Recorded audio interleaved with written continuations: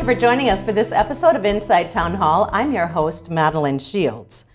The city of Sioux Falls has the police in Sioux Falls have a vast number of responsibilities in the city, everything from traffic control to neighborhood patrols to crime investigations. Joining me today is City Councilor Richard Thomason, and his guest is Police Chief Jon Thum. Thank you both for being here. But we're also going to hear about how law enforcement plays a role in local, state, and federal topics. Would you like to address that and how the local police can help in state and local issues?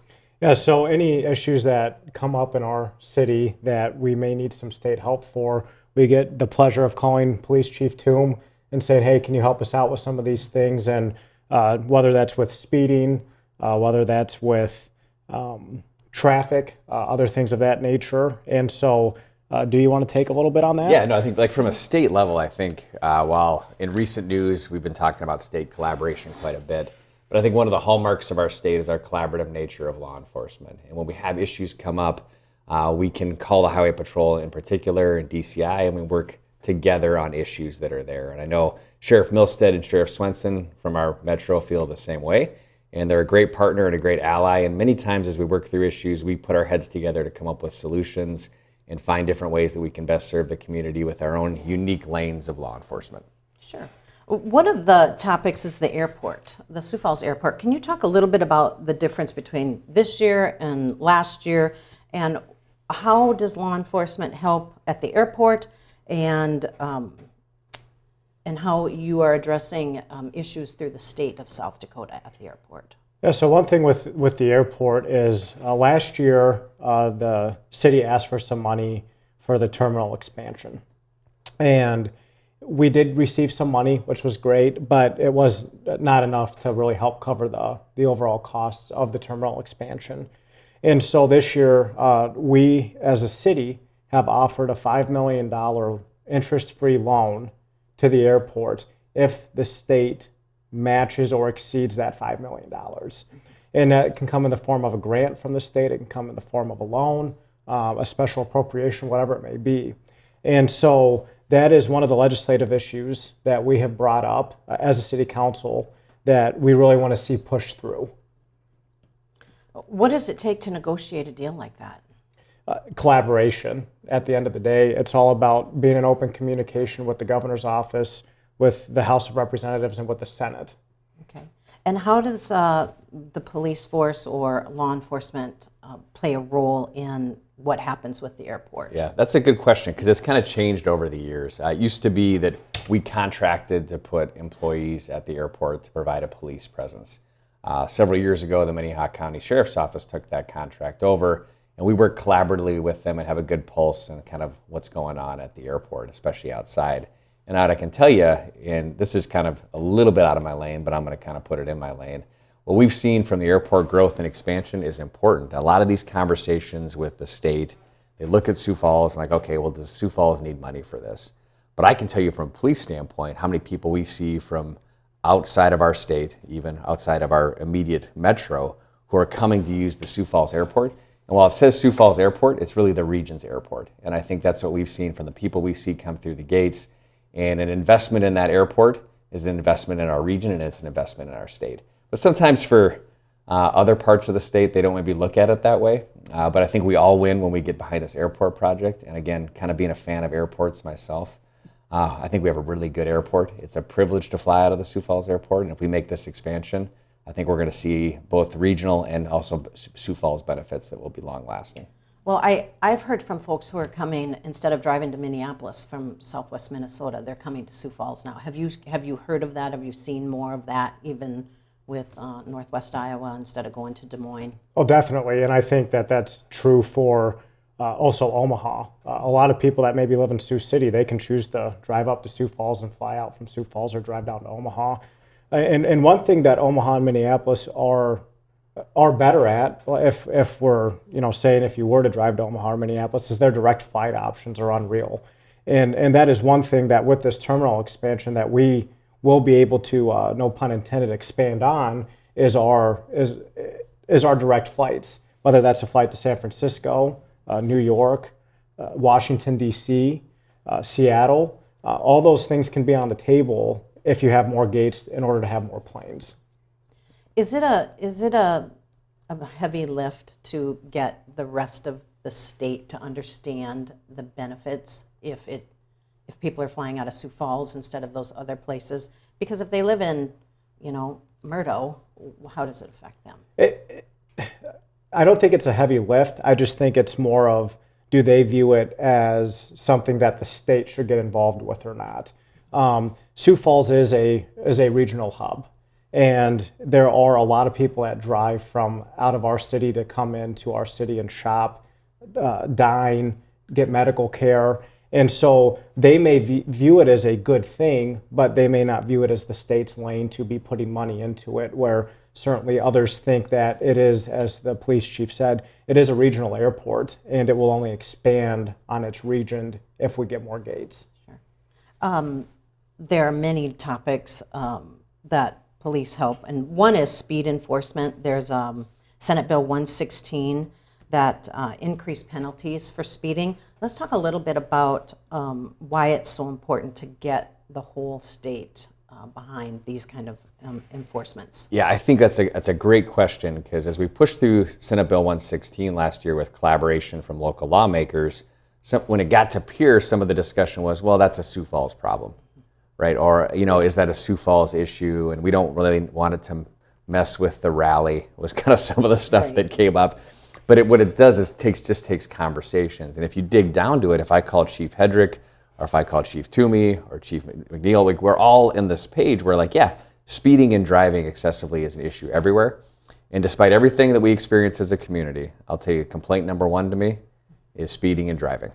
It continues to, for most of our public, it's their primary concern. So we have to work on consensus, especially if we get legislation passed.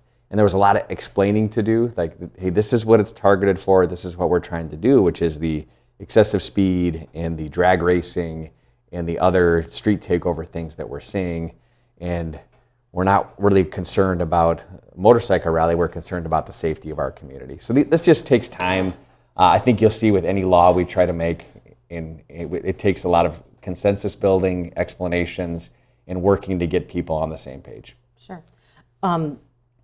Speed enforcement is different than the red light runners. I don't know if you've heard about the red light runners, but that's all anybody is talking about lately. Does this bill have anything to do with that? No. And what happens next to combat that issue? So this is a good question. And what we've seen, especially over the past couple of years, is that people are just incredibly more impatient. And now, while we like to say this is a Sioux Falls issue, I've driven all over the country. In the past couple summers, I went coast to coast. They're everywhere. This is a societal issue that kind of goes. And so sometimes we have to look at the punishments or fines. We actually had a remedy at one point, which was the red light camera, right? But we remember that got kind of pushed down by a court decision. But another thing that's occurred is the countdowns for walk signals have produced a race to the red, so to speak, right? It was put with the best intentions for pedestrian safety. It's a best standard practice. But what we now see people is trying to race that red and race to get through there, which is actually, again, unofficially, but kind of non-scientifically produced this phenomenon a little bit. So when you look at these issues, you kind of have to assess a couple things. And one of the levers to pull is, do we raise the fine, right? Public education clearly isn't working. Is there maybe a potential to raise the fine, to raise awareness on it? We have some things there. We've even talked about, when it comes to speed, by the way, we'll have to talk about this later maybe some ordinance shift. We create speed impact zones within our city where fines are enhanced. Think of a school zone, right? Where a fine or penalty can be enhanced, but now we're talking about 57th Street, Veterans Parkway, where we work on legislative or ordinance pushes to kind of move the needle. At the end of the day, we require the public to behave, right? But the public has a say in it. So we have to look at what tools are there to make that work. So. And also with the speeding and with the red light runners, with the speeding complaints and the red light runner complaints also come noise complaints. Yeah. When someone is flying down Minnesota Avenue or 57th Street and they're on a motorcycle or they're in a car that has some modified parts to it, there's a lot of sound complaints that come with the speed complaints, and it's all fair in my opinion. And to the police chief's point, it is it is the number one thing that you get talked to about when you're at Hy-Vee or you get emails or phone calls from constituents. And you probably hear them all. Yes, every single one, yes. Yep. Sure. Okay. Let's move on to immigration. There's been attention recently about Prairie Thunder, immigration in South Dakota. What is happening on the city level, and how does a local law enforcement help with what's going on in the national level? Yeah, I think if we look at to be fair, ever since this administration change, I've probably had more speaking engagements or requests based off immigration than any other topic as my tenure as chief. It is a hot button issue. It's something that comes up, and even previous to this Operation Prairie Thunder announcement, which is the state's initiative, the state's branding, that's kind of the state's area and how they rolled that out. But we were explaining what local law enforcement's role is within immigration. And again, Sheriff Milstead and I have talked quite a bit about it. And part of it is just clarifying for the public that local law enforcement isn't involved in immigration. We actually don't have the authority to, based off what we have within the rules of how we do things. And I kind of also jokingly say, we don't have time for that. We've got numerous complaints in other areas. I kind of jokingly say when federal law enforcement wants to run speed enforcement and take accidents on the south side of town, then we'll talk about crossing boundaries. I say that jokingly because that's not going to happen, right? And so we have to just kind of stay in our lane. We cooperate where appropriate. We've kind of said where violent crime and crime merges with immigration, that's something that we care about, and we've been consistently saying that. So if I arrest somebody and bring them to the jail as part of processing, that's when we'd find out if there's an immigration thing. But with Prairie Thunder, it came up, and again, it's the state's initiative. One piece of that was just how do we support the Sioux Falls Metro? And a lot of that discussion came up as the prison conversations we're having. The mayor and I and many others within the community were pointing out, hey, here's kind of the byproducts of having a prison, right? The parolee count is higher. We have people who are in our community because of the resources, but that also means we sometimes have a burden that comes as far as more crime in some areas. And that's just the reality. We got to confront that. State said, how can we help, right? And we said, well, you know what? Just help us with doing what we're already doing, which is we have a violent crime unit, which has done outstanding work. The sheriff's office has the warrant task force, which does outstanding work. And our Sioux Falls drug area task force, as well as our patrol officers and deputies, have worked really, really well together. And we've produced a 5-year per capita low in violent crime and property crime. We'll talk about that more at the end of September in our press brief, and we're seeing some positive trends. So the state really was open to our suggestions to come alongside us and say, hey, let's just support what you're already doing. And of course, part of that is the traffic enforcement piece. We're like, hey, the people of Sioux Falls can never have enough traffic enforcement, so feel free to stop cars for speeding and doing things of that nature. But then they'll also work on interdiction stops. I think you just saw recently what an interdiction stop is a trooper out west stopped a car near the rally, got $12 million worth of methamphetamine. You can check the news stories out. These are other ways which they work.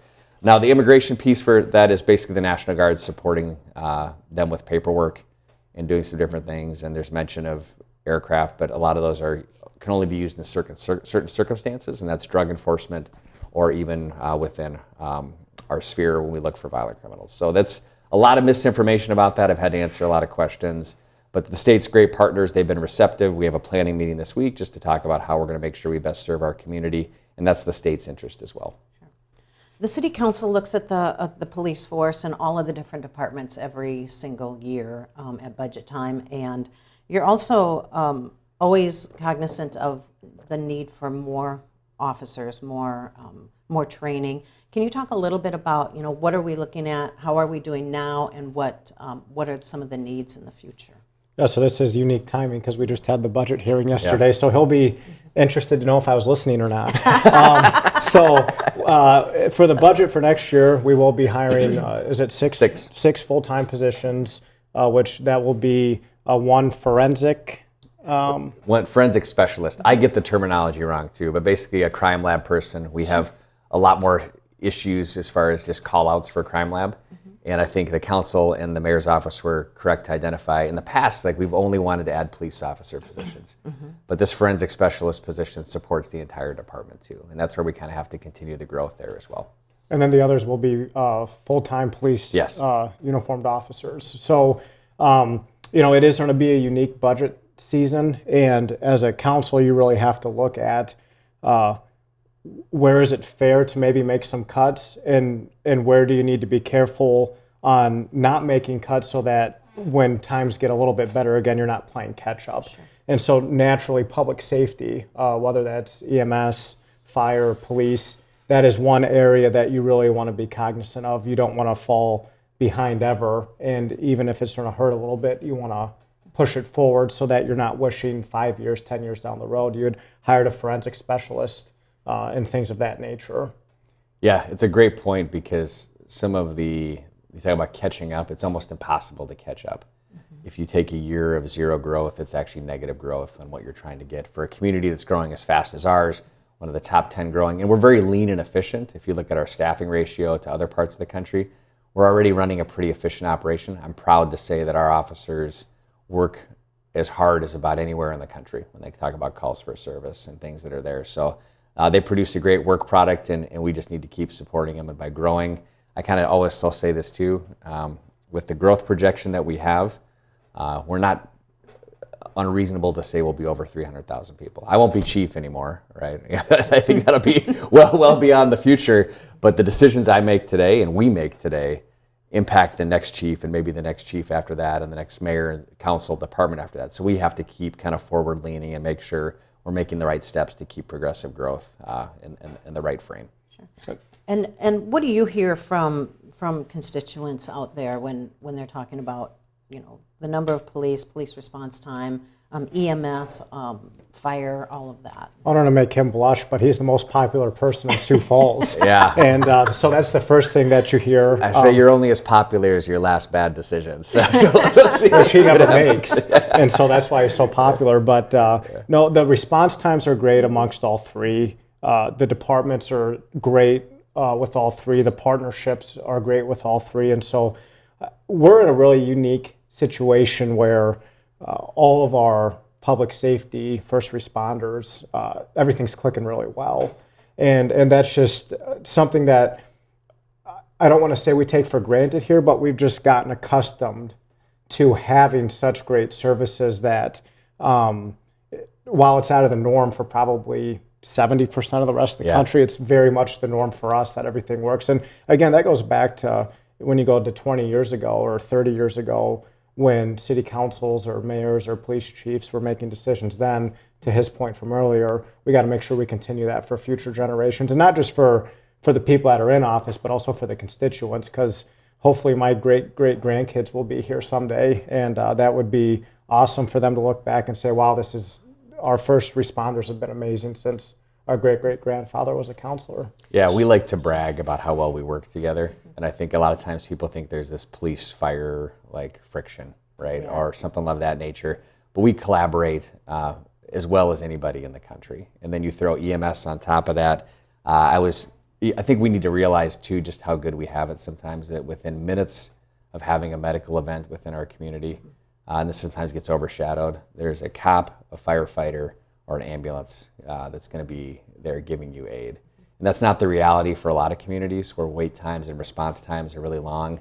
I sometimes think about our people who live in rural South Dakota who legitimately the wait for emergency services can be a half hour.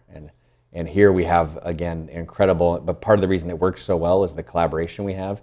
And I'm really proud of the support we provide people on that medical side too. Now again, we're also really happy to see a fire truck show up or an ambulance show up, because we're very limited in our skills and ability, and we're more than happy, but we'll take the first part of it a lot of times and pass it off to them. So. And to bring up a personal, I was at an intersection maybe about 2 months ago, and a motorcyclist got hit. And of course, everybody gets out of their car, runs over, and I've seen operations on TV, but I'm not about to get out and go help because that might hurt the person more. But I think I kind of timed it on my clock, and it took about 3 minutes total for all the police to be there to start directing traffic, fire to be there to help clean up, and EMS to help with the person actually getting them into the ambulance and checking them out. And it was, he ended up being fine. Everything was okay. But it was really neat to see not that happen, but have the whole community come together from the first responders and be there so quick. Yeah, absolutely. I know that they're you said within a couple of minutes there's one of them. Sometimes in a couple minutes there's all three are right Yeah, there. yeah, so exactly, it becomes very crowded quickly Yeah. to help, and it's great. It's great to see. Yeah. Okay, one last thing that we were going to visit with is homelessness, and there's been some talk about ordinance for encampments. Where are we at with that? So last night, depending on when this gets aired, last night we, with great collaboration with different partners, not only constituents and not only the police department, but even other cities.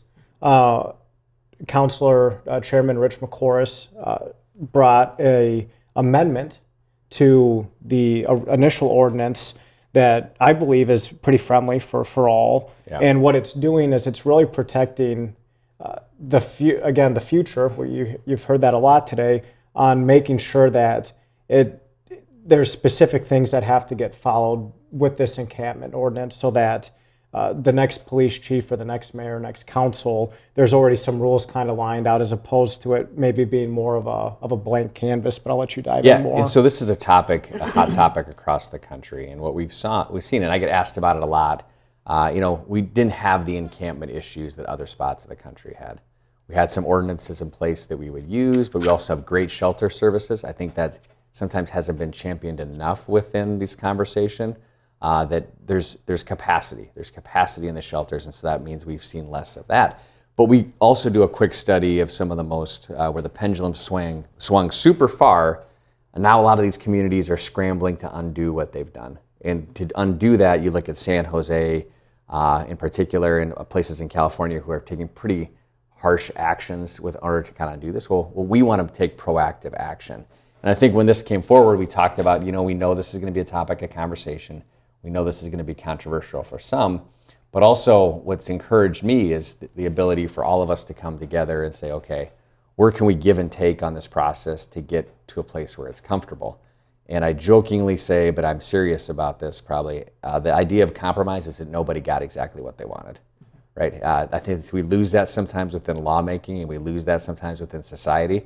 If we want to get something done, we all got to give and take a little bit, and this has been a good example of us all giving and taking a little bit and moving through that. And I want to reiterate something, just because within public comment, it is the city's desire, it is the police department's desire, it is the community's desire, and we all say it different ways, for people to get within our services, connect to our services, and allow people to experience their best lives by either working through their addiction, their mental health, or whatever it is that's keeping them where they're at. That's only done if we get people connected to services. And that's what we want to be known for as a city that connects people to services and gets them on the right path, because I know the services are there. In fact, I kind of wanted to grab the mic a little bit and let me tell you about this. Let me tell you about this. Let me tell you about Access 180. Let me tell you about the Barack House. Let me tell you about Veterans Community Project, what the Dudley's doing, what the UGA is doing, what St. Francis House is doing, and everything else, because we have a comprehensive care network, and we just need people to plug into that network and see the good things that happen. And I think, I missed some things, some different community organizations and things that are doing the work, but I'm just encouraged by the collaboration, and I think at one point, maybe this wouldn't have passed without the collaboration, but now maybe it's something we can all stand behind and say, yeah, this is how we want to get it done as a community. All right. Well, we're going to take a quick break, and when we come back, we're going to visit with Councilor Thomason about what's happened over the last year. We'll be back in just a moment.